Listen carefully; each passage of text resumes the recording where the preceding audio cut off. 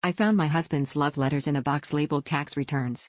The handwriting was his, but every note dripped with longing for someone named Daniel, the sort of words I'd kill to hear from him, but never have. The letters weren't old, either. The paper still smelled like our stationery drawer, and the latest one was dated last week.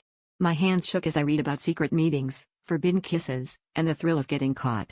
I felt like the oxygen had been sucked out of the room. He came home while I was still clutching the stack, my tears already dry from shock. I shoved them in his face and demanded answers.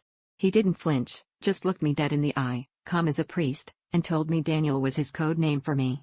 That every illicit-sounding line was some twisted, private game he'd invented, to keep our marriage exciting. He said it like I was supposed to be grateful, like I should be flattered he'd pour all this passion into a fantasy version of me, instead of, the actual me standing right there.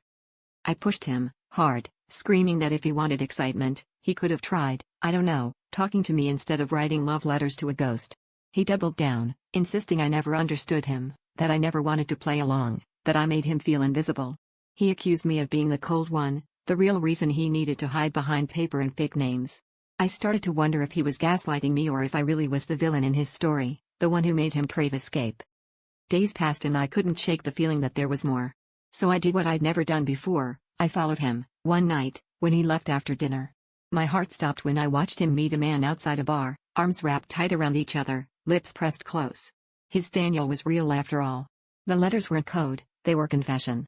The real betrayal wasn't just his, it was mine, too, for believing I knew everything about the person I loved, when all along, he was screaming his truth in a language I refused to hear.